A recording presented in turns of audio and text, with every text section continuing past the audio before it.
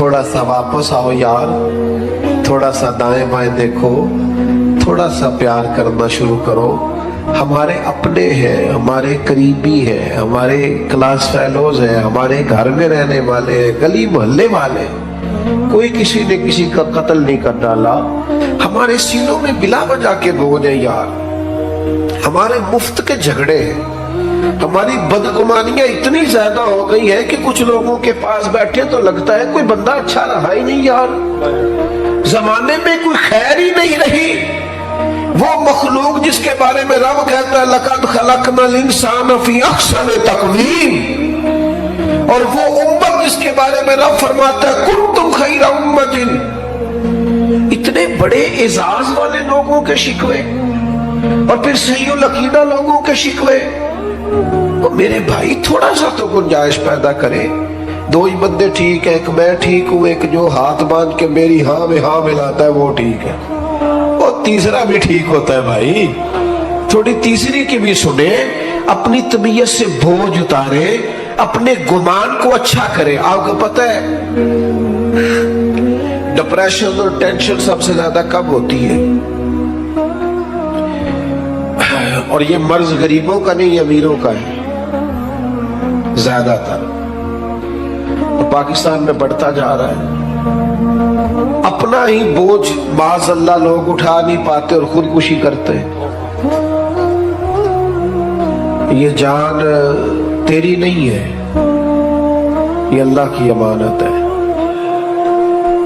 ये तू अपनी मर्जी से ना दुनिया में आया है ना अपनी मर्जी से जा सकता है।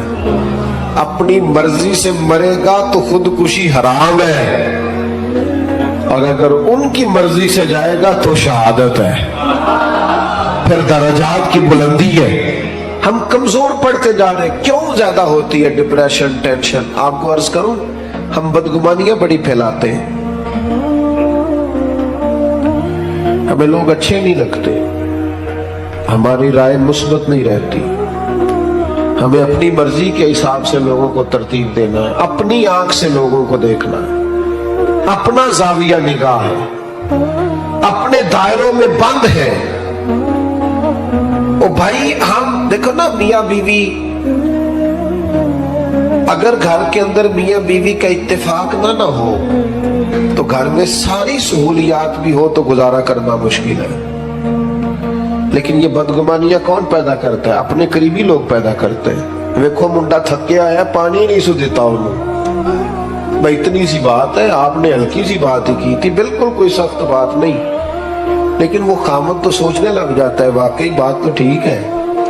इसने तो पानी नहीं पूछा। आप चले गए अपने कमरे में, आपका वो सारी रात उन्होंने लड़ लड़ के झगड़ा कर करके गुजार दी। और मियाँ बीवी के झगड़े का सबसे ज्यादा नुकसान उनकी औलाद को उठाना पड़ता है। मैंने तड़पते बच्चे देखे हैं कि अब्बा लड़ता है, रोती बेटियां देखी हैं कि जवान बच्चियों के होते हुए भी बाप अपनी बीवी के मुंह पे थप्पड़ मारता है। क्यों होता है? बदगुमानियों को उरूज है, गलत फहमियां पाल के जमा लेते। अच्छा गुमान, अच्छी सोच, और वो आपके तज़किया नफ्स की सोच को मजबूत करेगी। मुस्लिम शरीफ में लफ्ज है, हुजूर ने फरमाया अच्छा सोचा करो, अच्छा सोचना भी इबादत है।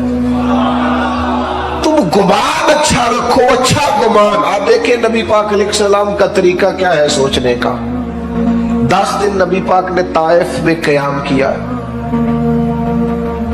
यहाँ 2 मिनट कोई शख्स किसी से जरा टकराए तो फिर उसका लहजा देखे, आप देखने वाला होगा। 10 दिन हुजूर ने क़याम किया है और उनको तबलीग की है, और जवाब में पत्थर खाए। और जब करीम वापस आए हैं, हमारे यहाँ भी लोग माफ करते हैं, पर माफ वो करता है जिसमें बदला लेने की ताकत नहीं होती। वो कहता मैंने अल्लाह पे छोड़ दिया है। और जिसके पास ताकत होती है वो फिर ईंट का जवाब पत्थर से देता है। जब वापस आए, साथ गुलाम ने अर्ज की या रसूलल्लाह इन्होंने तो हद कर दी। अरब की जो रिवायती मेहमान नवाजी थी वो भी नहीं की,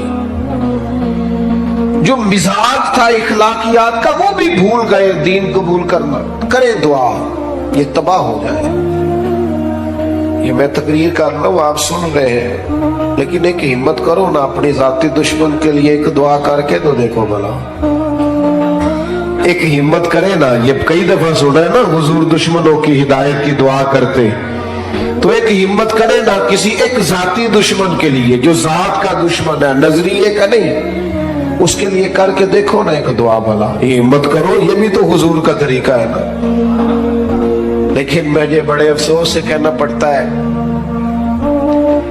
ہم نے سنتیں بھی 4-5 موٹی موٹی یاد کی ہیں۔ داڑھی عظیم سنت ہے، پگڑی عظیم سنت ہے، مسواک عظیم سنت ہے، لیکن میرے بھائی سچ بولنا بھی تو سنت ہے نا، دل صاف رکھنا بھی تو سنت ہے نا،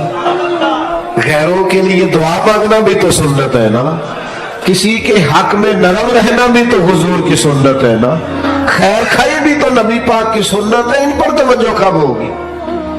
آپ غور کریں، عرض کی یا رسول اللہ دعا کرے تباہ ہو جائے تو حضور نے ہاتھ اٹھائے، کہا اے اللہ انہیں ہدایت دے دے، انہیں پتہ ہی نہیں یہ کیا کر رہے ہیں۔ اس طرح بندہ بچوں کے بارے میں ذہن نہیں بناتا کہ ابھی بچہ اسے پتہ ہی نہیں، اللہ ہدایت دے دے۔ تو غلام نے عرض کی حضور ایک بندے نے بھی بات نہیں مانی اور آپ دعائیں مانگ رہے ہیں، تو یہ میرے محبوب کا گمان ہے، یہ حضور کی سوچ ہے، یہ نبی پاک نے مثبت رویوں کو فروغ دیا ہے سوسائٹی میں۔ کریم فرمانے لگے یہ نہیں نہ مانتے تو میں پھر بھی ان کی ہلاکت کی دعا نہیں کروں گا، اس لیے کہ اگر یہ نہیں مانتے تو مجھے امید ہے ان کی آنے والی نسلیں مان جائیں گی، ان کی نسلوں کے بارے میں خوشگمانی، ان کی نسلوں کے بارے میں۔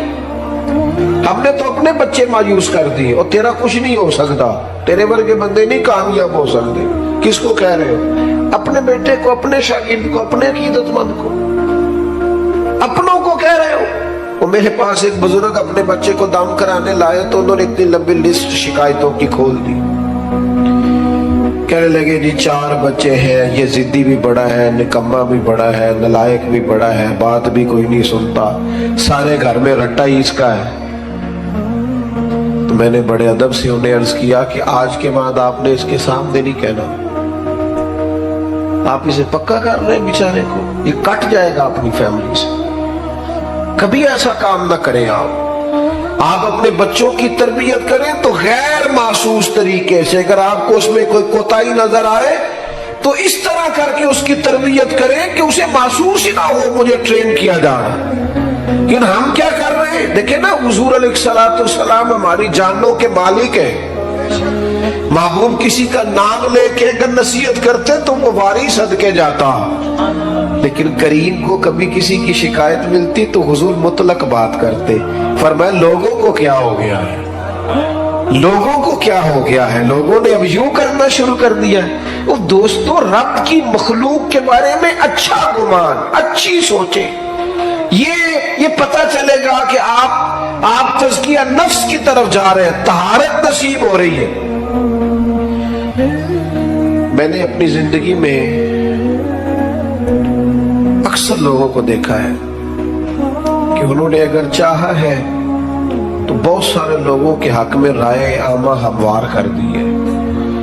اگر انہوں نے چاہا ہے، کسی شخص نے جا کے کہا جناب آج فلاں شیخ کے مل کے آیا ہوں، تقریر سن کے آیا ہوں، کیا بات ہے، بڑا لطف آیا ہے، کیا بات، لیکن اب وہ بدگمانی پیدا کرنی ہے نا، فوراً ایک بات چھوڑیں گے، او تے ساری گلا ٹھیک نے، ہنسے نہیں سن ذرا صحیح کر کے، یہ طریقہ اس طرح کا نہیں، بیٹھے ٹھیک، بھائی وہ انسان ہے، 99 خوبیاں نظر آئی ہیں، بحیثیت انسان بھی 1-2 رہ جاتی ہے، تھوڑی گنجائش تو دے، اللہ اچھا گمان تو، اور پھر اس کا ابلاغ کریں گے، ہلکا ہلکا دوسرے کو بتائیں گے، وہ تو نے دیکھا کیسے بات کر رہا تھا، وہ تو نے دیکھا آنا جانا کیسا تھا، وہ تو نے غور کیا اس کا۔ وہ میں جیسا کہ میں نے عرض کیا ہے کہ 6-7 جگہوں پہ جانے کا موقع ملتا ہے، اب مجھے کوئی شخص روک رہا ہے اگر باہر کہ آپ رکیں، تو جہاں آگے پہنچنا ہے وہ یہ تو پوچھ ہی نہیں رہا کہ آپ نکلے کہ نہیں نکلے، وہ کہہ رہے ہیں پہنچے کتنے ہو، اچھا وہ یہ بھی کہہ رہے ہیں پہنچے کہاں، اور بلا کے چاہے بٹھا دے، اس وقت اتنا مشکل کیا ہوتا ہے، پہنچے نہیں آپ، لیٹ ہو گئے، پریشان ہے، اور پھر ہر 10 منٹ کے بعد کہتے ہیں بلا تاخیر، ہر 10 منٹ کے بعد کہتے ہیں رات 1 بھی بج جائے تو نقیب محفل نے یہی کہنا ہے بلا تاخیر، کیونکہ اس بیچارے رٹا ہی یہی لگایا ہوا اللہ ماشاءاللہ۔ تو اب وہ میں جا رہا ہوں، لوگ ملنا چاہ رہے ہیں، میں بڑی تکلیف بعض اوقات محسوس کرتا ہوں کہ یار ان لوگوں سے مل لیتا، لیکن وہ دیکھنے والا اچھا گمان کرنا اس کے لیے مشکل ہو جاتا ہے کہ یار یہ کھڑا کیوں نہیں ہوا، اسے رکنا چاہیے تھا، لیکن وہ اس مشکل کو نہیں سمجھتا کہ جناب کس طرح اچھا گمان جب آپ سوسائٹی میں کرتے ہیں پھر اس کا ابلاغ بھی ہوتا ہے۔ حضرت بشر حافی رحمت اللہ علیہ بغداد کی جامع مسجد میں جمعہ پڑھتے تھے، کوئی انہوں نے دنیا داری نہیں بنائی تھی، جس آدمی نے جوتے نہ خریدے ہو پہننے کے لیے اس کا کسی سے کیا رٹا ہوگا، لیکن مخلوق تو فنکار ہے اس درجہ کے پل بھر میں، سنگے در کعبہ سے بھی اسنام تراشے، تم کون ہو کیا چیز ہے داغ کبابی، لوگوں نے تو مریم پہ بھی الزام تراشا۔ لوگ باز آتے ہیں کو شکوہ کرنے سے، جس بندے کا کوئی رٹا نہیں کسی سے ان پر بھی الزام لگا دیا، شکوہ شروع ہو گیا، بدگمانی۔ کیا ہوا جی؟ ایک تاجر کہنے لگا جی بابا صرف جمعے والے دن فرض ہی پڑھتا ہے، باقی نماز ہی نہیں پڑھتا مسجد میں۔ یہ مسجد کے امام پر بعض لوگ بڑی سختی کرتے ہیں، کہتے عصر کی پہلی 4 سنتے نہیں پڑھتا۔ تو میں نے کہا ضروری ہوتی تو اللہ رسول فرض کرتے، آپ کیوں کر رہے ہیں؟ جس چیز کو اللہ رسول نے ضروری قرار نہیں دیا آپ کیوں دے رہے ہیں؟ تو کہا جناب حضرت بشر حافی صرف فرض جماعت سے پڑھتے ہیں، اور اس نے یہ بات کئی لوگوں سے کی، تو دیکھو یار یہ درویش بنے پھرتے ہیں، بڑے پیر ہیں، اور یہ صرف فرض پڑھ کے نکل جاتے ہیں مسجد سے۔ بہت سارے لوگوں نے سمجھایا کہ یار تمہیں ایسا نہیں کرنا چاہیے۔ بالآخر ایک دن ایک صاحب نے کہا یار تو پتہ ہی کر لے کدھر جاتے ہیں۔ حضرت نے مسجد میں باجماعت نماز جمعے کی ادا کی، مسجد سے باہر نکلے اور پھر دوڑ کے، اب وہ پیچھے چھپتا چھپاتا تجسس کر رہا ہے، ڈھونڈ رہا ہے کدھر جاتے ہیں۔ حضرت نے جیسے ایک دکان سے نان خریدے تو کہنے لگا اوہو مولوی کو بھوک نے ستایا تھا، سنتیں چھوڑ دی اس نے۔ تھوڑا آگے بڑھے تو کباب خریدے، کہنے لگا عمر دیکھو اور زبان کے ذائقہ دیکھو۔ حضرت آگے بڑھے تو جنگل کا راستہ لیا، کہنے لگا یہ لوگوں سے چھپ کے کھائے گا۔ کہتا ہے چند قدم میں آگے بڑھا تو ایک کچے مکان کا دروازہ کھٹکھٹایا، اور پھر حضرت نے اس کو کھولا، پہلے بجایا کہ میں آ گیا ہوں، پھر اسے کھولا، اور جیسے ہی میری نظر پڑی تو سامنے ایک معذور فالج زدہ آدمی بیٹھا ہے۔ شیخ دوڑ کے گئے، مٹکے سے پانی پیالے میں ڈال کے پہلے اس کا منہ دھویا، پھر اسے سیدھا کر کے بٹھایا، اور پھر لقمہ توڑ کے اس کے منہ میں رکھا، اور ساتھ ہی کہنے لگے معاف کر دینا، جمعے کا دن تھا، لیٹ ہو گیا ہوں، ابھی تو میں نے سنتیں بھی پڑھنی ہیں، ابھی تو میری بقیہ نماز رہتی ہے۔ وہ شخص کہتا ہے میں کبھی نہیں رویا تھا، پر میں دروازے پہ کھڑا تڑپ رہا تھا۔ یار یہ ذوق ہم میں انسان، یا ایھا الذین آمنوا اجتنبوا کثیرا من الظن ان بعض الظن اثم، ایمان والوں بہت سی گمانوں سے بچا کرو، بعض گمان بھی گناہ۔ میں نے سوچا ہی نہیں جو آدمی اتنا بڑا، جو کام بڑا تھا، میں اسے کیا سمجھتا تھا۔ کہتے شیخ بھی کھانا کھلا ہی رہے تھے، میری آنسو چمک ہی رہے تھے کہ وہ بوڑھے اور بیمار نے جو اگلا جملہ کہا تو پھر میری چیخ نکلی، اور حضرت کو پتا چلا کہ میں موجود ہوں۔ وہ بیمار بزرگ کہنے لگے شیخ آپ کتنے کو سال آئیں گے؟ 14 سال ہو گئے آپ روز آتے ہیں، مجھے تو میرے اپنے بھی چھوڑ گئے، ہر روز آتے ہو، 2 وقت روٹی دیتے ہو، لباس بدلتے ہو، نہلاتے ہو۔ تو کہتے ہیں شیخ نے ان کے آنسو اپنے ہاتھوں سے پوچھے، ایک باری میریاں اکھیاں جو انہوں نے اتھرو پوجے سن، ان تے چسکا پہ گیا رونے دا، تے ہر ویلے آ ہو جاری دا۔ کہتے ہیں انہوں نے آنسو پوچھے اپنے ہاتھوں سے، اور پھر دوسرا لقمہ دے کے کہنے لگے آپ کو پتہ ہے سارا شہر میری عزت کرتا ہے، لوگوں کا خیال ہے شاید میں نفل زیادہ پڑھتا ہوں، صدقات زیادہ کرتا ہوں، وہ تو میں آپ کی خدمت کرتا ہوں تو اللہ نے مخلوق کے دلوں میں میری محبت پیدا کر دی۔ آپ خوش گمان کیوں نہیں ہوتے؟ اچھی رائے قائم کیوں نہیں کرتے؟ رویوں کو مثبت کیوں نہیں کرتے؟ بیٹی کی شکایت آ گئی ہے میکے سے، کام نہیں کرتی ٹھیک سے، اسے تو انڈا نہیں ابالنا آتا ڈھنگ سے، تو ابا جی وکیل بن گئے، اماں وکیل بن گئی، کہنے لگی بچی ہے، سیکھتے سیکھتے تو مہربانی کرو نا یہی والا کلیہ بہو کے لیے بھی استعمال کرو، بہو کے لیے بھی کہو کہ ابھی بچی ہے، سیکھتے سیکھتے جب آپ کا بیٹا اعتراض کرے کہ کھانا ڈھنگ سے نہیں بناتی تو انہیں کہو شہزادی تھی اپنے باپ کے گھر میں، وہ اگرچہ غریب تھا پر بیٹی کی خواہش پوری کرتا تھا، اس نے لاڈ سے رکھی تھی، اٹھتی تھی کام کرنے کے لیے، اور اماں اٹھاتی تھی تو ابا کہہ دیتا تھا ساری عمر کام نہیں کرنے سو، پتہ نہیں اگلے نے کی سلوک کرنا ہے، چل میری تین 4 دن سکون نہ رہ لین دے، یہ لاڈلی تھی، کسی کی شہزادی تھی، تیرے گھر آئی ہے چھوڑ چھاڑ کے، اور تیری خوش گمانی کیوں قائم نہیں ہوتی؟ کیوں بدگمان ہے ہم اتنے؟ ہمارے لہجے کڑوے کسیلے، اور کسی کے بارے میں ہم سے رائے لی جائے تو وہ رائے اس طرح کی ہے کہ جیسے ترمذی شریف میں حدیث ہے، یہاں علماء بیٹھے، نبی پاک علیہ السلام نے فرمایا میری امت گمراہی پر جمع نہیں ہوگی، میری امت گمراہی پر جمع، لیکن ہم سے پوچھو تو 3-4 لوگ ہی ٹھیک ہے بس جو ہمارے ساتھ ہوتے، حضور تو فرماتے جمع ہی نہیں ہوگی گمراہی، تو نے کیسے یہ طے کر لیا کہ سارے لوگ ہی خراب ہو گئے؟ اللہ نے اتنی خوبصورت مخلوق بنائی ہے، تجھے حسن ہی نظر نہیں آتا، تجھے اس میں خوبیاں ہی دکھائی نہیں دیتی، تو پیار ہی نہیں کرتا، تیرے لہجے میں محبت ہی نہیں ہے، تیرا انداز ترچھا ہے، کڑوا ہے، کسیلا ہے، تو بات کرتا ہے تو آگ اگلتا، تو رائے دیتا ہے تو اس میں، اور پھر ایک اور بات بھی، جو پاکیزگی والے لوگ ہوتے ہیں ان کی تو ساری نظر ہی اپنے گناہوں پہ ہوتی ہے، ہم جب بھی بات کرتے ہیں نا بڑا کھل کے کرتے ہیں، بات کرتے ہیں تو بڑا جناب ہمارا انداز عجیب ہوتا ہے کہ جیسے بڑے پرہیزگار ہیں، بڑے بھولے بھالے، بڑے اللہ والے، ریاض آپ کو بس ہم ہی جانتے، لیکن اپنی کوتاہیوں پر نظر ہی نہیں کرتے، نتیجہ کیا نکلتا ہے؟ زمانے کے عیب اچھل کے آتے ہیں، کمزوریاں اچھل کے آتی۔ صاحب مکتوبات دوسری نے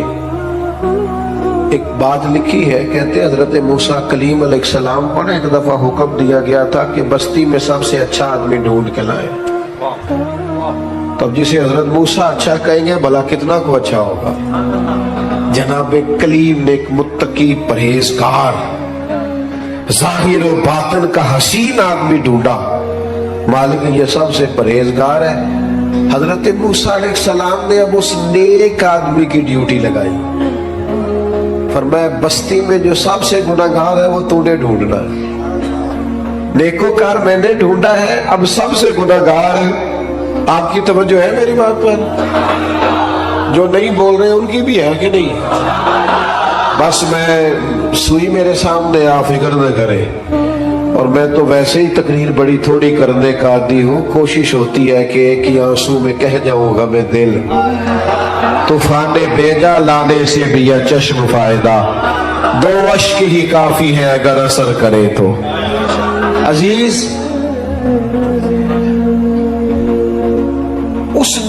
اس کو نیک کو حضرت کلیم نے ڈھونڈا علیہ السلام، اور کہا تو نے ڈھونڈ کے لانا ہے، میرا خیال ہے میری اور آپ کی ڈیوٹی لگتی نا برا آدمی ڈھونڈنے کی تو بس کوئی بندہ اچھا بچتا ہی نہ،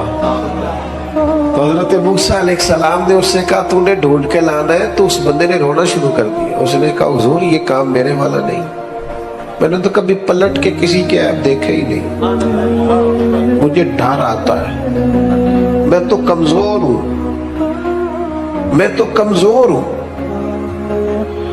مجھے خوف آتا ہے، سے ثبوت نہ منگو میتھوں، کہ نظر کرم قد ہوئی، میں جانا یا دل پر جانے غیر نہ جانے کوئی میں مسکین پرانا خادم مینو کسے در ملی نہ ٹوئی اے تے واصف یار دے نظر جو کیتی تے پھر واصف ہی ہوئی میں تو مسکین ہوں میرے ذمہ نہ یہ کام لگائے مجھ سے نہیں ہو سکتا یعنی سے سموت نہ منگو میں تو اے پلا نظر کرم قد ہوئی اے میں جانا یا دل بر جانے غیر نہ جانے کوئی میں مسکین پرانا خادم کسے در ملی نہ ٹوئی اے تے واصف یار دے نظر جو کی تھی پھر واصف ہی ہوئی کہا حضور میرے ذمہ نہ لگائے میرے لیے مشکل ہے فرمایا آپ نہیں کرنا ہے تو اب ایک برا آدمی ڈھونڈنے کے لیے نا اس شخص نے 3 دن کی مہلت لی ایک بندہ ڈھونڈنا ہے ایک بندہ برا ڈھونڈنے کے لیے 3 دن لگا دیے کہا جناب میں اسی وقت اسی ٹائم اسی جگہ برا بندہ ڈھونڈ کے جو آپ نے حکم دیا کوشش کروں گا صوفیاء نے لکھا ہے 3 دن اس مقررہ وقت پہ جب وہ آئے نا تو پتہ کس طرح آئے اپنے گلے میں رسی باندھی میں مسکین پرانا خادم اور رسی کا سرا حضرت کلیم کے ہاتھ میں دے کے کہنے لگے حضور کچھ لوگوں کی غلطیاں مجھے نظر آئی تھیں پر ان کا مجھے صرف شک تھا اور جو میرے اپنے اندر ہیں ان کا مجھے پاک ہے جو دوسروں کے اندر کمزوریاں تھی ان کا صرف شک تھا کہ شاید یہ کام لیکن اپنا تو پاک ہے لہذا اس بستی میں سب سے بڑا مجرم میں ہی ہوں بتائیں نا بھلا رب کیسے راضی ہوگا بتائیں بھلا وہ مجھے کیسے معاف کرے گا خطاؤں کے درگزر کے لیے کیا پڑھوں تو کریم کرم کرے گا حضرت موسیٰ نے سینے سے لگا کے فرمایا یہی تو تیری عاجزی ہے جس کے سبب سے اللہ نے سب پر درجہ عطا فرمایا یہی تو تیرا مقام میرے سنگیوں میرے دوستوں ماں باپ جو ہوتے ہیں نا ماں باپ وہ انسان کا نا سب سے قیمتی اثاثہ ہوتے ہیں یعنی ماں باپ کی زندگی میں انسان نا کچھ بے پرواہ بھی ہو تو گزارا ہو جاتا ہے کچھ فکروں سے وہ آزاد ہوتا ہے ہمارے ہاں نا ماں باپ کی خدمت کا لوگوں نے ترجمہ بڑا اپنی مرضی کا لیا ہوا ہے ماں باپ کی خدمت کرنے کے خرچہ دینا ہے کئی ابا جی کو حج کرا کے نا اپنے ابا جی کو تو گلی میں بتا رہے ہوتے ہیں ابا جی نو حج تے میں کلے تو بھائی تیرے ابا جی دینا ایک ختم شریف میں میں احسان ثواب کی محفل میں حاضر تھا تو وہ اپنے علامہ صاحب کو کہہ رہے تھے کہ 50,000 ابا جی کی طرف سے مسجد میں دے رہے ہیں اعلان کر دیں تو مائک میرے آگے آ چکا تھا تو مولانا بیچارے مجبور تھے واپس مانگ رہے تھے میں دینا نہیں چاہ رہا تھا یہ بھی کبھی کبھی ہوتا ہے نا یہ مشکل سے ملتا ہے تو یہ واپس دے رہے مشکل ہوتا ہے یہ بھی کام تو وہ واپس لینا چاہ رہے تھے میں نے کہا مسئلہ کیا ہے کہنے لگے انہوں نے 50,000 مسجد دیا اور کہتے ہیں ابا جی کی طرف سے اعلان کر دیں تو میں کہ انہوں نے پوچھو ابا جی جو انہوں نے دے گئے انہوں نے بھی اعلان کرایا کہ نہیں دے گئے ان سے پوچھو وہ ساری دکانیں پلاٹ پلازے ابا نے اعلان کرایا کہ فری میں دیے یہ اتنی لاکھوں کروڑوں کی جائیداد میں سے 50,000 ابا کے نام پہ دے رہے ہیں اور ساری دنیا کو بتا رہے ہیں یہ سمجھ نہیں آتی بچے سمجھتے ہیں کہ خرچہ دینا ہی ماں باپ کی خدمت ہے ماں باپ کی اصل خدمت انہیں ٹائم دینا ان کے پاس بیٹھنا ہے ان سے مشورہ کرنا ہے آنکھیں پتھر کی ہو جاتی ہیں ماں کی دروازہ دیکھ دیکھ کہ تو کب آئے گا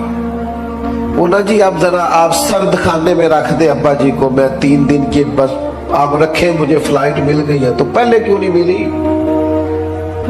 وہ تو پوچھتا پھرتا تھا لوگوں سے کہ بتاؤ کہ برطانیہ کی ٹکٹ کتنے کی ہے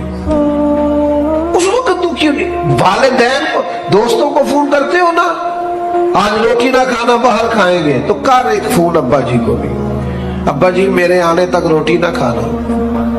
एक फोन कर तो सही, उस दिन उनको शुगर की दवाई नहीं खानी पड़ेगी, उस दिन उनको नींद की गोली हो, मेरे पुत्र का फोन है,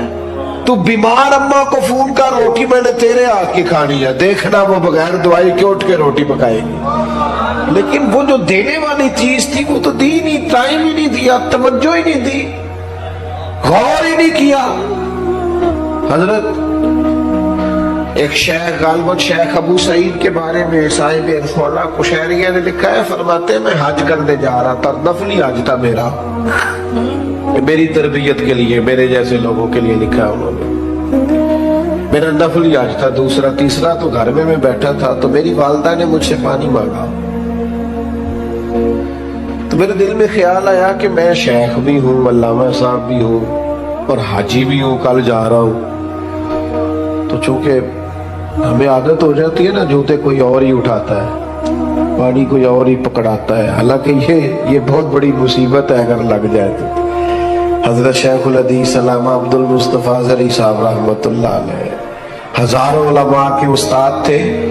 तो कभी गुफ्तगू करते थे तो कहते थे मेरे साथ हजारों लोग वाबस्ता है, पर शुक्र है मैं अपना जूता खुद ही उठा लेता हूँ, मैं इस मुशक्कत का शिकार नहीं हूँ, इस तकलीफ में मैं नहीं आया कि मेरा प्रोटोकॉल बनता है। तो शेख फरमाते हैं कि मेरे दिल में ख्याल है मैं तो आज पे जा रहा हूँ और फिर मेरा एजाज भी है, तो पानी छोटा भाई भी पिला देगा तो अर्ज क्या। मैंने छोटे से कहा और भाई अम्मा को पानी देना। उठा, उसने प्याला उठाया और मटके से पानी डाल के वालदा को पेश किया, तो कहते मेरे दिल में ख्याल आया यार सैकड़ों मील पे हज करने जाना तेरे लिए आसान है और 2 कदम पे उठ के अम्मा को पानी पिलाना मुश्किल है, इसका माना क्या है? इसका मतलब क्या है कि लोग हाजी कहेंगे, नारे लगाएंगे, कुछ ना कुछ अफतुमिनून बिबादिल किताब व तकफुरून बिबाद, किताब के बाद हिस्से पर ईमान लाते हो, बाद से कुफ्र करते हो,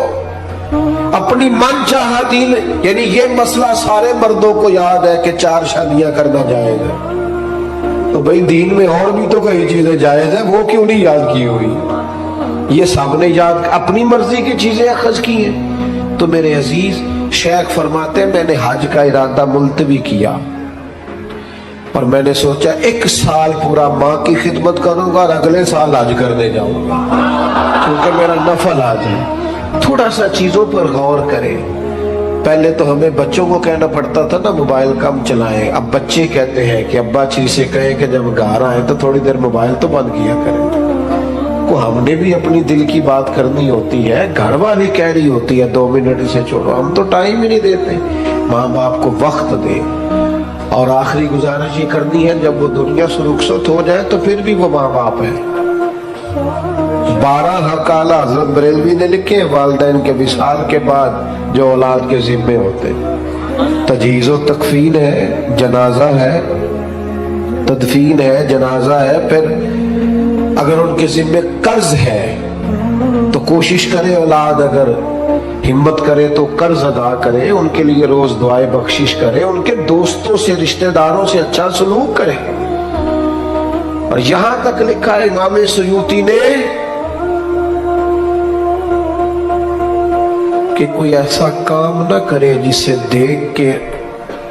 लोग दुनिया से गए हुए वालिदैन को भी बातें करें। वो थोड़ा अपने लहजों पर, अमलों पर गौर करे कि मेरी वजह से कहीं मेरे कबीले को, मेरे वालिदैन को कुछ शख्स बात ना करे। आपको पता है बड़े लोग तारीफ करते हैं पर ये तारीफ बड़ी मजेदार होती है, किसी चंगी मां दा पुत्र है,